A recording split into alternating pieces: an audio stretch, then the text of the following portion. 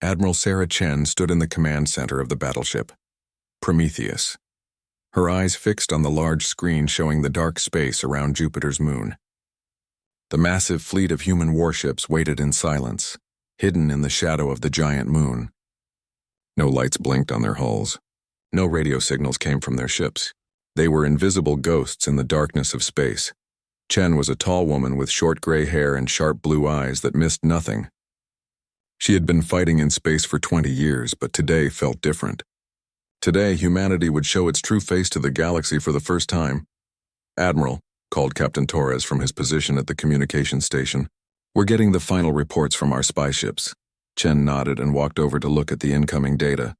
For months, small human ships had been watching the alien fleet that called itself the Hegemony. These spy ships were so advanced that the aliens could not see them, even when they flew right next to their warships. The aliens thought they were fighting against a young, weak human race that had just learned how to travel between stars. They were very wrong. "Show me the enemy fleet," Chen ordered. The main screen changed to show a massive group of alien warships approaching the human colony of New Geneva. There were over 200 ships of different sizes and shapes. Some looked like giant metal whales, others like sharp triangles with glowing edges. All of them carried enough weapons to destroy entire planets. "They're using the same attack pattern they used at Kepler Station last month," reported Lieutenant Kim from the tactical station. "Our computers have studied their moves. We know exactly what they will do next." Chen smiled, but it was not a happy smile. The aliens had destroyed 5 human colonies in the past 6 months. They had killed over 2 million people, men, women, and children who had done nothing wrong except try to build new homes among the stars. But the aliens did not know that humanity had been letting them win these battles. Every destroyed colony, every dead human, every burned city had been part of a larger plan. Humanity needed to learn how the aliens fought. They needed to understand their weapons and their tactics. "Captain Rodriguez," Chen spoke into her communicator, "what's the status of the defense fleet at New Geneva?" "All civilian ships have been evacuated, Admiral," came the reply from the colony. "Our defense ships are putting on a good show, but they're following the plan. We're making it look like we're losing badly." Chen watched as the alien fleet moved into position around New Geneva. The small human defense force was firing their weapons, but they were missing on purpose. They were pretending to be scared and confused. The aliens were falling for it completely. "Admiral," Torres called out, "I'm getting reports from our hidden observers throughout the galaxy. The Hegemony has sent almost their entire fleet to this battle. They want to finish off humanity once and for all."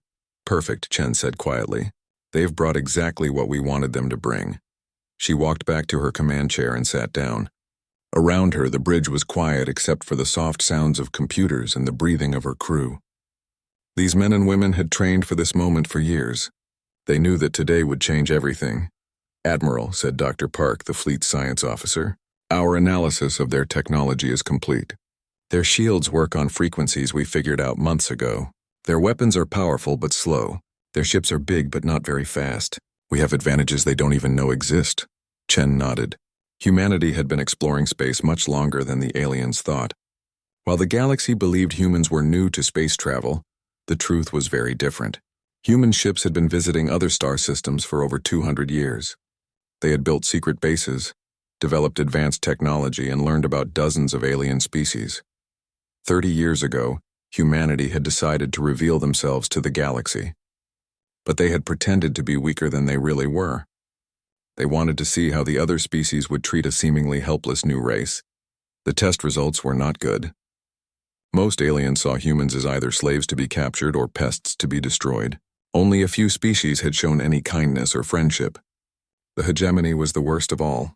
They believed that only their 6 species deserved to exist in the galaxy. "All ships report ready, Admiral," announced Commander Walsh from the Fleet Coordination Station. 150 ships in perfect formation. All weapons charged. All crews at battle stations. Chen stood up and walked to the center of the bridge. She looked around at her officers. These people trusted her with their lives and the future of humanity. She would not let them down. "Open a channel to all ships," she ordered. "Channel open, Admiral. This is Admiral Chen to all ships of the Terra Defense Fleet. Today we stop hiding. Today we show the galaxy who we really are. Our people at New Geneva are counting on us. Every human in every colony is counting on us. We will not fail them." She paused and looked at the screen showing the alien fleet. They were moving into their final attack positions, ready to destroy another human world. The enemy thinks we are weak. They think we are afraid. They think they can kill our people without any punishment. They are about to learn how wrong they are. Chen walked back to her chair and sat down. Her finger moved to the red button that would start the attack. All ships prepare for hyperspace jump. Set coordinates for New Geneva system. We're going to give the hegemony a surprise they will never forget. The bridge crew worked quickly, preparing the massive fleet for battle. Chen watched the countdown timer on her screen. In just a few minutes, the largest human battle fleet ever assembled would drop out of hyperspace right in the middle of the alien formation. 30 seconds to jump, announced the navigation. Officer Chen closed her eyes for a moment and thought about all the humans who had died in the past months. All the families destroyed. All the dreams ended by alien weapons. Today was for them. 10 seconds to jump. She opened her eyes and gripped the arms of her chair. 5, 4, 3, 2, 1, jump. The space around the human fleet twisted and bent. Stars stretched into lines of light. Then everything went white as 150 human warships disappeared from Jupiter's shadow and headed toward their destiny at faster than light speed. In just a few moments, the aliens would discover that they had made the biggest mistake in galactic history. They had threatened humanity's children. Now they would face humanity's wrath. Admiral Vextar stood on the bridge of his flagship, the mighty dreadnought Divine Wrath. The massive alien had 4 arms and skin that looked like gray stone. His red eyes glowed with satisfaction as he watched his fleet move into position around the human colony of New Geneva. Pathetic creatures, he said to his second-in-command, Colonel Zekmur. Look how their little ships run around like scared insects. They know they cannot win against the might of the hegemony. On the main screen, small human defense ships were firing their weapons at the alien fleet. Most of their shots missed completely. The few that hit barely scratched the alien ship's shields. It was exactly what Vextar expected from such a primitive species. "Sir," called his communications officer, "we're detecting some unusual energy readings from deep space." Vextar barely looked up from his battle plans.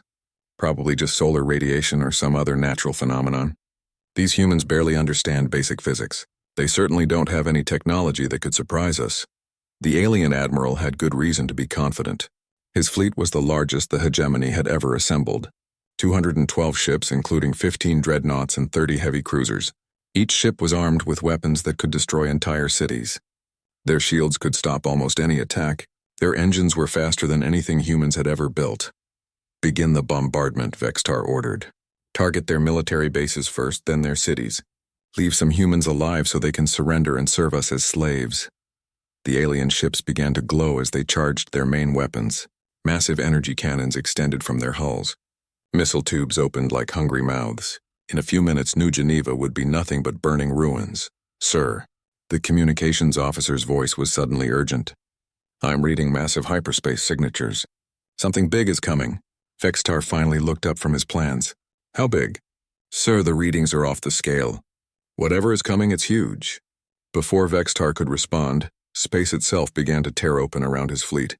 Bright white holes appeared everywhere, growing larger and larger. The alien sensors screamed warnings as energy levels spiked beyond their ability to measure. "Impossible," whispered Colonel Zekmur. "Nothing can generate that much hyperspace energy." Then the human fleet arrived.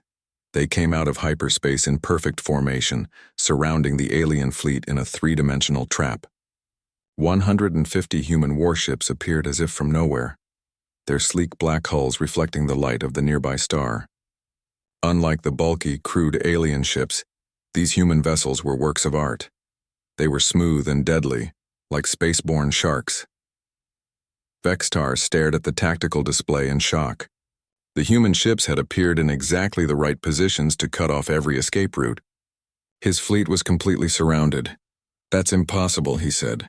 "Our intelligence report said the humans only had a few dozen ships. Where did these come from?" "Sir," the tactical officer called out, his voice shaking. "I'm reading energy signatures from those ships that don't match anything in our databases. Their technology appears to be more advanced than ours." "Nonsense," Vextar roared. "Humans are primitives. They just learned how to travel between stars." But even as he spoke, He could see that something was terribly wrong. The human ships were not moving randomly like the defenders at the colony had been. These ships moved with perfect coordination, like they were all controlled by a single mind. Their formation was flawless. Their positioning was strategic. This was not the behavior of a primitive species. A voice suddenly filled the bridge, speaking in perfect hegemony language. It was a female human voice, calm and cold. Hegemony forces. This is Admiral Sarah Chen of the Terra Defense Fleet. You have 30 seconds to withdraw from this system or face the consequences. Vexitar laughed, but the sound was forced and nervous. Withdraw? From a handful of primitive humans? Colonel, open a channel to this Admiral Chen. The main screen flickered and showed the bridge of a human ship. The human admiral was smaller than Vexitar, but her eyes held a hardness that made him uncomfortable. Behind her, human officers worked at stations that looked far more advanced than anything on his own ship. I am Admiral Vexitar of the Hegemony First Fleet, he announced. You will surrender immediately or we will destroy every human in this system. The human admiral tilted her head slightly. 30 seconds, Admiral. I suggest you use them wisely. You dare threaten me? Vexitar's four fists clenched in rage. I have over 200 ships. You have barely 100. Your pathetic weapons cannot even scratch our shields. 15 seconds, Chen said calmly. Vexitar could not believe the arrogance of this small human female. All ships target the human fleet. Show these insects what real power looks like. His fleet began to turn their weapons toward the human ships. But as they moved, Vexitar noticed something that made his blood turn cold. The human ships were already moving. They were not reacting to his orders. They were anticipating them. How are they moving so fast? Colonel Zekmer asked in a whisper. The human ships flowed through space like a school of fish, each one knowing exactly where the others would be. They moved with impossible precision, weaving between the alien vessels in patterns that should have been impossible to coordinate. Sir, the communications officer called out, his voice full of fear. I think they've been listening to our communications. All of our communications. They knew what we were going to do before we did it. Time's up, Admiral Chen said from the screen. That was when Vexitar realized the truth. The human ships were not just moving into attack formation. They were already in it. They had been in perfect attack position from the moment they arrived. This entire conversation had been a distraction while they prepared to strike. Shields up. All weapons fire. Vexitar screamed, but it was too late. The human fleet had been ready for this moment from the beginning. As the alien ships scrambled to defend themselves, the humans had already begun their attack. Incoming fire, shouted the tactical officer. The first human weapons to hit were unlike anything the aliens had ever seen. Streams of particles moving at a significant fraction of light speed struck the alien shields, but instead of being absorbed or deflected, these weapons passed right through the shields as if they were not there. Impossible! Vexitar stared at his displays as his ships began to take damage. Our shields should stop anything. Sir, their weapons are using principles we don't understand. Some kind of quantum effect that bypasses our defensive systems. More human weapons struck the alien fleet. Missiles that seemed to appear inside ships without passing through the hull. Energy beams that bent around obstacles to hit their targets. Kinetic projectiles that moved faster than the alien sensors could track. But worst of all was the coordination. The human fleet moved as one entity, covering each other's attacks, protecting each other's flanks, striking at weak points with surgical precision. It was like fighting a single giant creature with 150 claws. All ships, return fire, Vexitar ordered desperately. The alien weapons fired back, but the human ships were no longer where they had been a second before. They danced through space, avoiding the alien shots with movements that seemed to predict exactly where each weapon would fire. Vexitar watched in growing horror as his mighty fleet began to fall apart. These were not the primitive humans his intelligence had described. These were something else entirely, something that had been hiding its true nature until now. Admiral, Colonel Zekmer said quietly, I think we may have made a terrible mistake. The battle erupted across the New Geneva system like a deadly light show, but this was not the kind of space battle the hegemony had expected. There were no long exchanges of fire between distant fleets. There was no careful maneuvering for position. Instead, the human fleet struck with the speed and precision of a lightning bolt. Admiral Vexitar watched in horror as his ships began to die around him. The human weapons were beyond anything his people had ever imagined. Kinetic kill vehicles, moving at 30% the speed of light, punched through his strongest armor like it was paper. When they hit, entire sections of alien ships simply ceased to exist. "Report," he screamed at his tactical officer. "Sir, we've lost 12 ships in the first 30 seconds. The humans are using some kind of mass accelerator technology. Our computer models say it should be impossible to accelerate matter to those speeds. But even worse than the kinetic weapons were the quantum torpedoes. These strange missiles seem to exist in multiple places at once, phasing in and out of normal space. When they struck, they bypassed shields completely and exploded inside the target ships. The cruiser Bloodfang is gone, sir," another officer reported. "The humans hit it with 3 of those phase missiles. It just came apart from the inside." Vextar gripped his command chair as his flagship shook from a near miss. How could this be happening? His intelligence reports had been so certain. Humans were supposed to be a young species with primitive technology. They had only been in space for a few decades at most. "Sir, I'm analyzing the human ship movements," called his science officer. "There's something very strange about their coordination." "What do you mean?" Vextar demanded. "They're not just working together, sir. They're working too well together. Look at the tactical display." Vextar looked at the screen showing the battle. The human ships moved through space in impossible formations. When one ship turned left, 5 others would instantly adjust their positions to cover the gap. When a group attacked one target, another group was already moving to support them before the first attack even hit. "It's like they're all controlled by the same mind," the science officer continued. "Their reaction times are faster than any biological creature could achieve. I think their ships are linked together somehow." The truth was even more terrifying than the alien could imagine. The human ships were indeed linked, connected by quantum communication networks that allowed them to share information instantly across any distance. Each ship's computer was part of a larger artificial intelligence that could process millions of calculations per second. But it was not just computer intelligence guiding the human fleet. Every human captain, every weapons officer, every navigator had trained for years to work as part of this collective fighting force. They moved together like dancers who had practiced the same routine 1,000 times. "The dreadnought Void Crusher is under heavy attack," reported the communications officer. "Captain Morrick is requesting immediate support." Vextar looked at the tactical display and saw the massive alien warship surrounded by 7 human vessels. The human ships were smaller than the dreadnought, but they moved around it like wolves attacking a wounded bear. Their weapons struck from different angles, keeping the big ship's guns from targeting any single attacker. "Send the 3rd Squadron to support them," Vextar ordered. But before his ships could move to help, the human attackers did something that made Vexatar's heart stop beating. All 7 ships fired at exactly the same moment, their weapons converging on the exact same point on the dreadnought's hull. The combined attack overwhelmed the massive ship's shields in a fraction of a second. What followed was a demonstration of human weapons technology that would haunt alien nightmares for generations.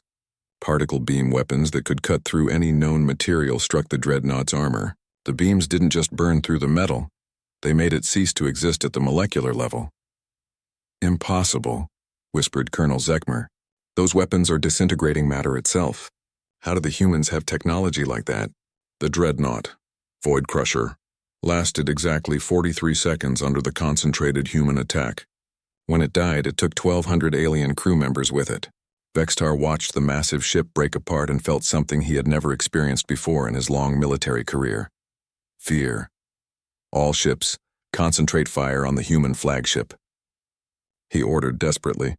"If we can destroy their command ship, maybe their coordination will break down." 20 alien ships turned their weapons toward Admiral Chen's vessel, the battleship Prometheus. Hundreds of energy bolts and missiles streaked through space toward the human command ship, but the attack that should have destroyed any normal vessel barely scratched the human battleship. "What kind of shields do they have?" Vextar demanded. "Sir, I don't think those are shields," his science officer replied, his voice shaking. "I think their ship hulls are made of some kind of exotic matter. Our weapons aren't just being deflected. They're being absorbed and converted into energy that strengthens their defensive systems." It was true. Human starship hulls were constructed using materials that existed only in theory to most alien scientists. Smart matter that could adapt to different types of attacks. Armor that became stronger when struck by energy weapons. hull sections that could repair themselves even during battle. But the most frightening aspect of the human fleet was not their advanced technology. It was their ruthless efficiency. They did not waste shots on disabled ships. They did not hesitate to destroy enemies who tried to surrender. They fought with the cold calculation of machines and the determination of beings protecting their families.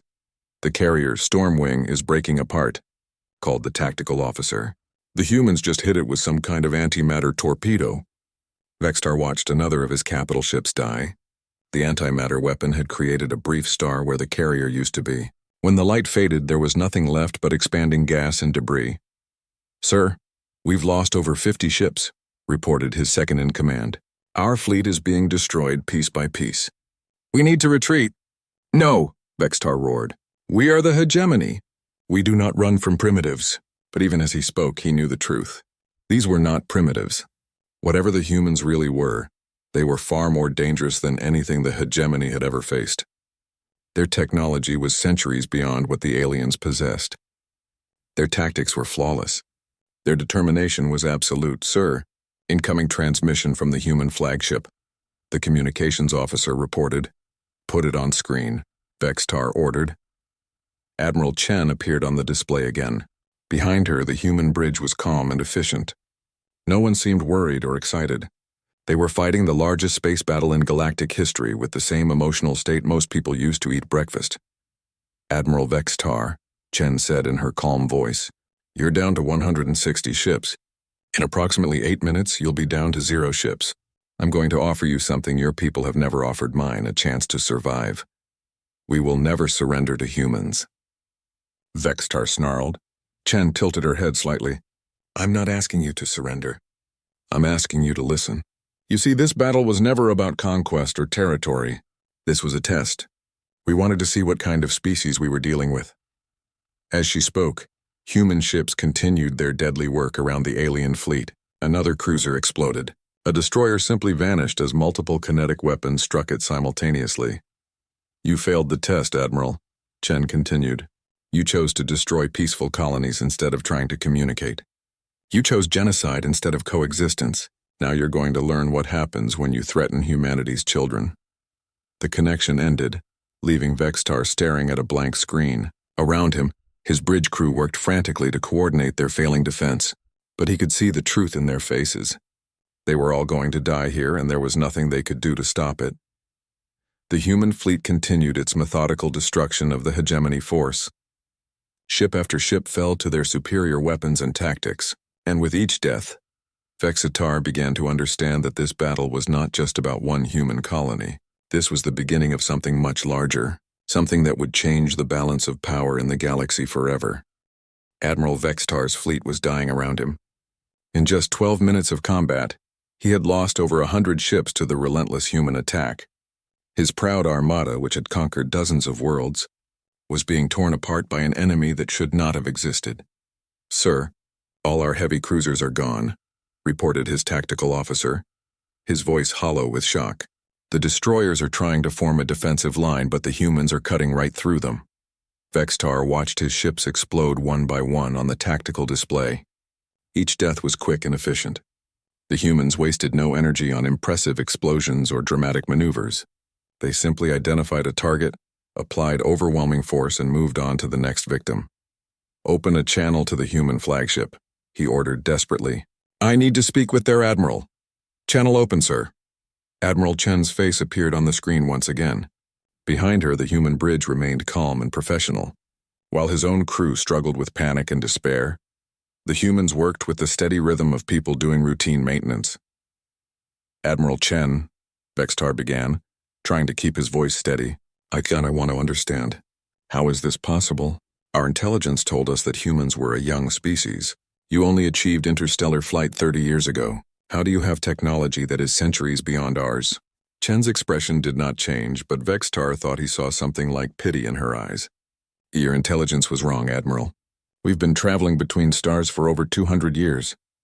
"That's impossible," Vextar protested. "We would have detected your ships. We would have known." "Would you?" Chen asked quietly. "Tell me, Admiral, how do you detect something that doesn't want to be detected? How do you find ships that can bend light around themselves?" How do you track vessels that can phase in and out of normal space? As she spoke, Vextar felt a cold understanding creeping into his mind. You mean, all this time we've been watching you, Chen confirmed. We've been studying your technology, learning your languages, observing your cultures. When we finally revealed ourselves to the galaxy 30 years ago, it wasn't first contact. It was humanity deciding to test how you would treat a supposedly weaker species. The words hit Vextar like physical blows. Everything his people believed about humanity was a lie. The weak, primitive species they had been destroying was actually an advanced civilization that had been judging them. Every colony we destroyed, he whispered. You were allowed to destroy, Chen finished. Every battle you won was because we chose not to fight back. Every human life you took was part of a larger calculation to determine what kind of neighbors we were dealing with. On his tactical display, Vextar watched another of his battleships break apart under concentrated human fire. The ship had been his personal command before he was promoted to Fleet Admiral. He had served on that vessel for 15 years. Now it was nothing but glowing debris.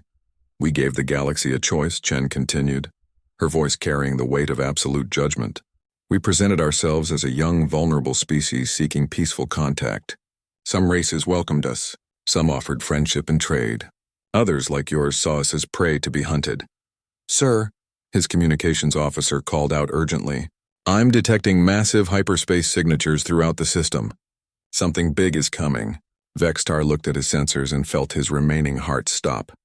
The hyperspace readings were enormous, far larger than anything that had brought the human fleet to this battle. Admiral Chen, he said, his voice barely a whisper.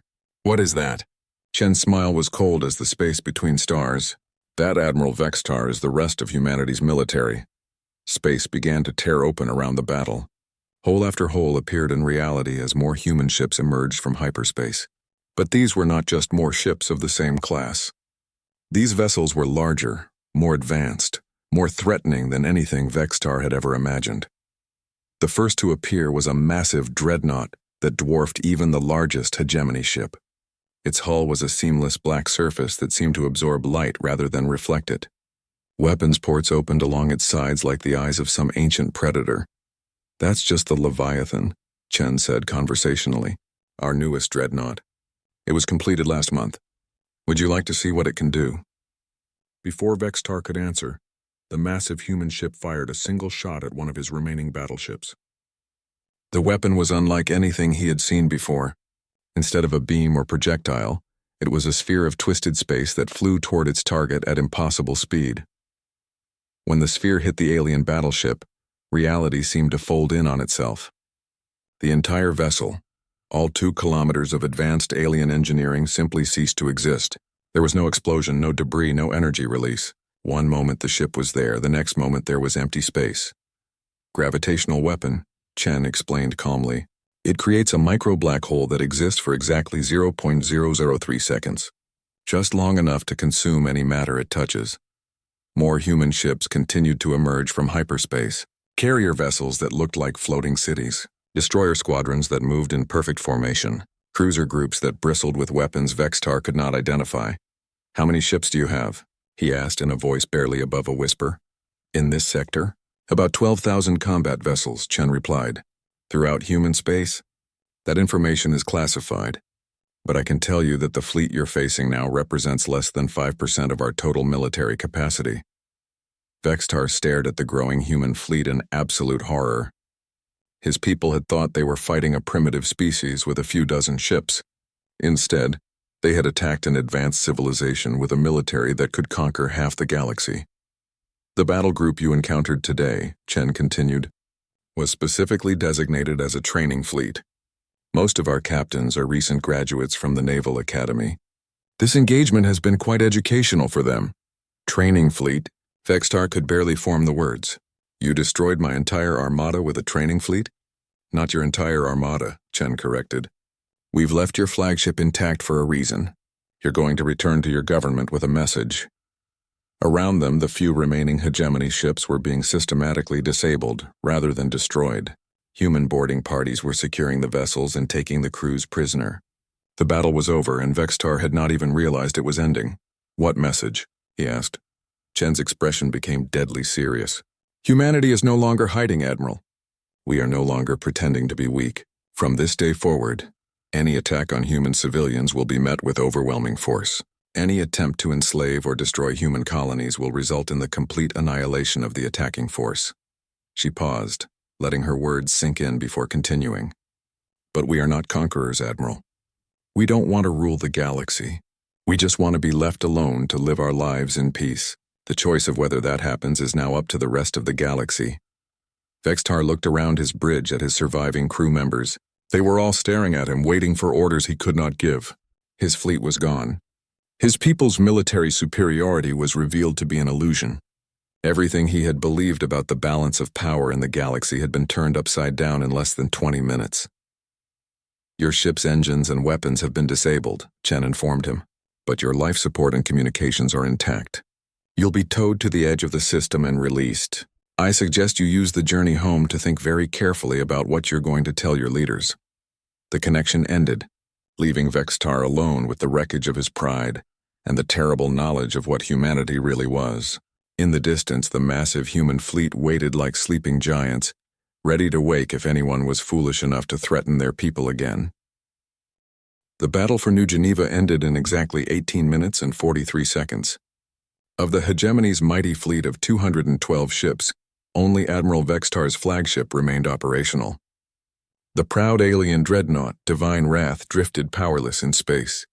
Its weapons destroyed, its engines dead, kept alive only because the humans had chosen mercy over annihilation. Admiral Sarah Chen stood on the bridge of the Prometheus, watching as human ships began the careful work of rescue and recovery. Even in victory, humanity showed its true nature. Medical ships moved to help injured alien survivors. Engineering vessels worked to stabilize damaged ships that might still contain living crew members. Admiral, reported Captain Torres, we have successfully disabled all remaining hegemony vessels. Casualty reports are coming in now, Chen nodded. Our losses? 0 ships destroyed, ma'am. 14 vessels report minor damage from enemy fire. Total human casualties, 7 wounded, none fatal. It was an impossible result by the standards of galactic warfare. No military force in known history had ever achieved such complete victory with so few losses. But then, no military force in galactic history had been humanity. Sir, called Lieutenant Kim from the communication station, we're receiving surrender offers from 17 different hegemony ships. They're asking for terms. Tell them that all surviving personnel will be treated according to galactic conventions for prisoners of war, Chen replied.